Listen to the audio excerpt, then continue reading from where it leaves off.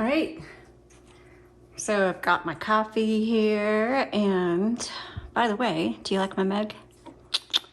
By my stepdaughter and son-in-law, Clay Plant Road. You can find them on Instagram. They make the best pottery. But anyway, we are gonna take a look at this gorgeous 1960 Olympia SM4. Got my sip of coffee, and let's go. So the Olympia's fantastic machines. They just, everything about an Olympia is like so much nicer than most other typewriters. It's like driving a jalopy and then driving a Lexus. So they both work, but one is just like, once you drive it, you don't go back because it's just so nice. So a lot of active writers use the Olympias. Even if you're not an active writer, you will still enjoy it. The only thing about Olympias that I find as a minus is if you're going to be doing a lot of writing, like an hour to 3 hours a day, and especially if you have smaller hands, just be aware that it wears out your pinky because you have to push down quite a bit on the shift, and it may not seem like a lot, but your pinky will be yelling at you after about 45 minutes. So if you're willing to take a coffee break every hour, then you'll be just fine. Okay, let's go ahead and take a look at this. So this is your carriage, and it does have a paper holder, but you push this little button over here on the right side. Ba-dum. And so I'm assuming that if you're watching this, you probably have one and you want to know how to use it, or you're just trying to decide if to get one. And if you have the opportunity to get one, let me just say, get it, because they're amazing typewriters. Okay, so then you can extend that, and then you can fold it back down and snap it in. This is for the all clear on your tabs. So forgive me if I don't remember. I think you just push it all the way down and it clears them all. Not 100% on that one. Okay, so your margins, press and drag. I don't use tabs a lot, that's why. And then press your carriage release on the right side. On the left side, it's in the same spot. You'll notice that when you move your carriage, if you've got a good Olympia, it should glide, kind of like it's butter. That's the only thing I can think of. It just slides. And if it's gritty or something like that, that is not indicative of a really healthy Olympia. Probably just needs some good cleaning in there.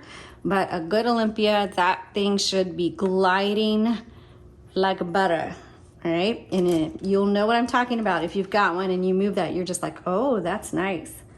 Okay, so, and then also on the right side is paper release. So if you load a piece of paper right there, so the paper goes right here, kind of against this little back plate. Right there, turn the handle, pull it through. Make sure it's underneath the bar. This is perfectly even, but if it was crooked, then you just pull that paper release forward. You can adjust it, or if you're done typing and you want to just pull it out, pull that forward, pull your paper out, voila. Okay, over here on the right side, you'll see a lever with these little tick marks, red tick marks. That is your line selector. So when you hit your return handle right here, it's going to advance 1, 2, or 3 lines. There's 2. There's 1, back to 3, and then some Olympias, let me see if this one goes. No, it doesn't. Some Olympias will even go one more up and it kind of locks the return handle so that the return handle will move, but it won't advance the platen. Okay, let's go ahead. I'm gonna move the carriage to the left. We're gonna open up this top, and right here you're gonna see metal spools. These are the same size as a universal ribbon, so if yours doesn't have any spools, you can go to our website at jotandtittletypewriters.com and we have spools available. If yours has the original spools but you would like fresh ribbon on it, you can still go to our website at jotandtittletypewriters.com, and under ink ribbons we have an option called custom ribbon. If you select that, then that has instructions on how to send us your spools and we will wind that for you. When it is time to replace your ribbon, there are little arms holding your spools in, and so you can, there's a little lever right here that pushes it back, or you can just use your finger. You just hold that back while you pull the spool off and pull it out of the guide wires. And then when you put a new one in, you just pop that down. Make sure the ribbon goes into the guide wires. Black on top, red on bottom. And so there's a double barrel here, your guide wires over here, and then on the same on the left side. There is an up close photo of this area, and if you click the link in the description to the product listing, that'll take you to the photos and you can bookmark that for your reference. Also, when you get to the end of the spool, it's not the end of the ink in your ribbon, and so if you need to manually reverse, you just push on one of those double barrel guide wire things. I don't know what they're called. And that reverses the direction of your ribbon. You should be able to go back and forth many times before you need to change that out. Also, you'll see a little section over here that has this, again, another lever, all kinds of levers on here. This is the tension for your type bars, and that just determines how hard it strikes your paper. So you can just adjust that based on how hard or soft that you personally type. Okay, I'm gonna snap that down.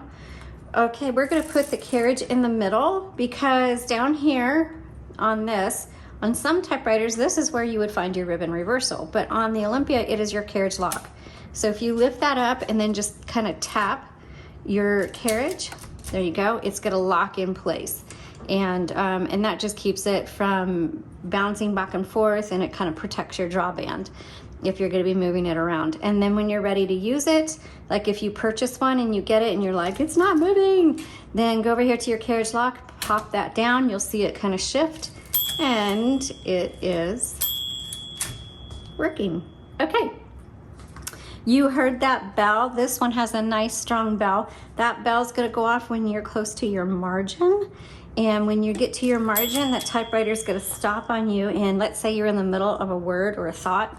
If you hit your MR key right here on the left side, that'll release that, and then you can keep going. Okay, so on this one, this does have a tab. So here's the tab key, and then you set it on the right side down here. These are the tabulator keys, set and clear. And so let's see where it is. Okay, there isn't any set on this.